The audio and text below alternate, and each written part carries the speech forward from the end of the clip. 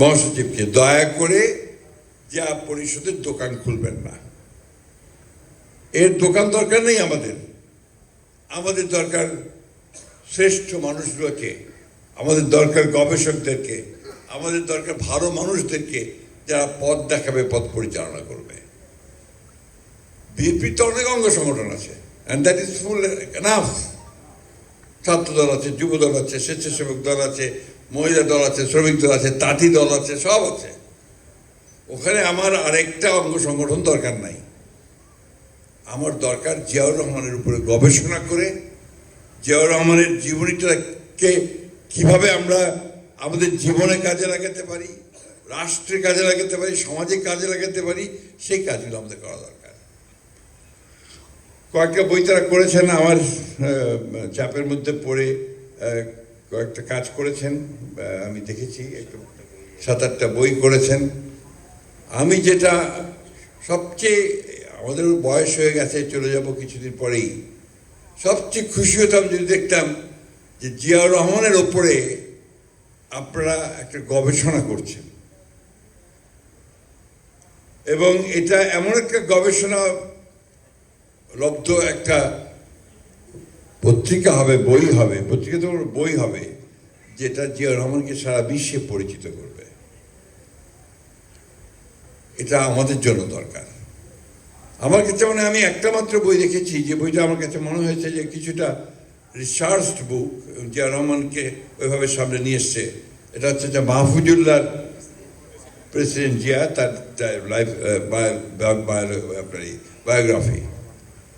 এটা যদি আপনারা পড়েন তাহলে দেখবেন যে ওটার মধ্যে রিসার্চ করার কাজ আছে প্রত্যেকটা বিষয়ে। জিয়াউর রহমান যে কি ছিলেন আমাদের এই জাতির জন্যে, আমরা সেটা অনেকে অনুধাবনও করতে পারি না। আপনি চিন্তা করেন যে একটা মানুষ যিনি 1971 সালের 25শে ডিসেম্বরের আগে যাকে কেউ চিনতো না, জানতো না, 26শে মার্চের পর থেকে তিনি হয়ে গেলেন বাংলাদেশের মুক্তিযুদ্ধের মূল নায়ক, কারণ তিনি মুক্তিযুদ্ধের ঘোষণা দিলেন। তারপর থেকেই আমি এখনো তো সময় নষ্ট করতে চাই না, তো এইটুকু বলতে চাই যে তারপরে তার ওই যুদ্ধের সময়টা, তার পরবর্তীকালে 1975 সালে সিপাহী জনতা বিপ্লবের মধ্য দিয়ে যখন তিনি রাষ্ট্র পরিচালনার দায়িত্ব নিলেন, তখন থেকে তার শাহাদাত বরণ পর্যন্ত প্রতিটি দিন, প্রতি মুহূর্ত তার রাষ্ট্রের জন্য, সমাজের জন্য, মানুষের জন্য, এই বাংলাদেশের জন্য। আপনি একটু ভাবুন, আমার খুব একটা অভিজ্ঞতা হয়েছিল, উনি যখন deputy chief marshal administrator, Sayem সাহেব তখন প্রেসিডেন্ট, তখনও আপনার আমাদের এই গণতন্ত্র শুরু হয়নি। ওই সময়ে ফ্রন্ট তৈরি হয়েছে,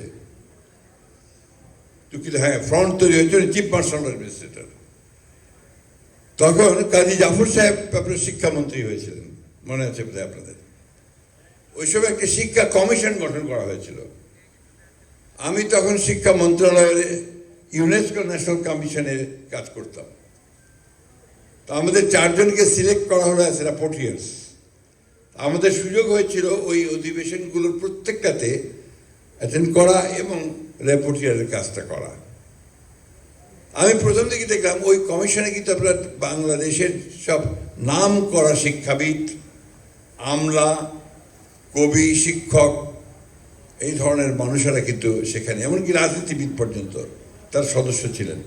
হাজী